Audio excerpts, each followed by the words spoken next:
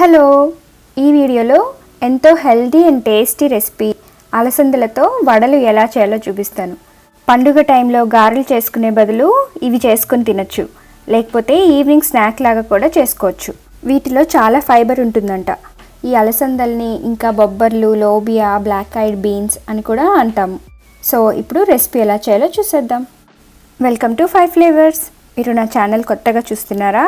అయితే హాయ్, తప్పకుండా సబ్స్క్రైబ్ చేసుకోండి. ఇంకా పక్కనే ఉన్న బెల్ ఐకాన్ కూడా క్లిక్ చేయండి. ఒక బౌల్లో 1 కప్పు అలసందలు తీసుకోవాలి. వీటిని నానబెట్టడానికి సరిపడా వాటర్ పోసుకొని ఒక 3-4 గంటలు నానబెట్టుకోవాలి. నేను తీసుకున్న మెజర్మెంట్స్తో ఒక 10-12 వడల వరకు చేసుకోవచ్చు. ఒక 3-4 గంటల తర్వాత ఇలా గోరుతో నొక్కితే పప్పు విరిగిందంటే మంచిగా నానిపోయినట్టే. ఇక నానబెట్టుకున్న అలసందల్ని మిక్సీ జార్లో తీసుకోవాలి. దీంట్లో 4 పచ్చిమిరపకాయలు, 4 అల్లం ముక్కలు, కొంచెం కరివేపాకు, 1/2 టీ స్పూన్ జీలకర్ర, 1 టీ స్పూన్ ఉప్పు వేసి వీటిని మిక్సీ పట్టుకోవాలి.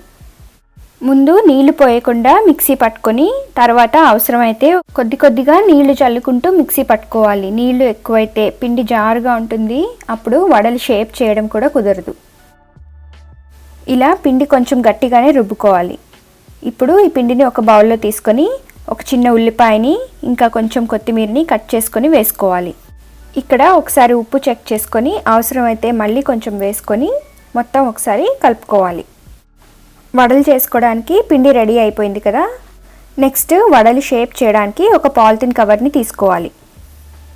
దీని మీద కొంచెం నీళ్ళని స్ప్రెడ్ చేసుకోవాలి. తర్వాత ఒక నిమ్మకాయ సైజ్ అంతా ఈ అలసందల మిక్స్ని తీసుకొని పాలిథిన్ కవర్ మీద ఇలా స్ప్రెడ్ చేసుకోవాలి. ఇలా పిండి మధ్యలో గారెలకి పెట్టినట్టే చిన్న హోల్ పెట్టుకొని డీప్ ఫ్రైకి సరిపడా మీడియం హై హీట్లో ఆయిల్ని వేడి చేసుకుని స్లోగా షేప్ చేసుకున్న వడల్ని ఆయిల్లో వేసుకొని మంచిగా గోల్డెన్ కలర్ వచ్చే వరకు ఫ్రై చేసుకోవాలి.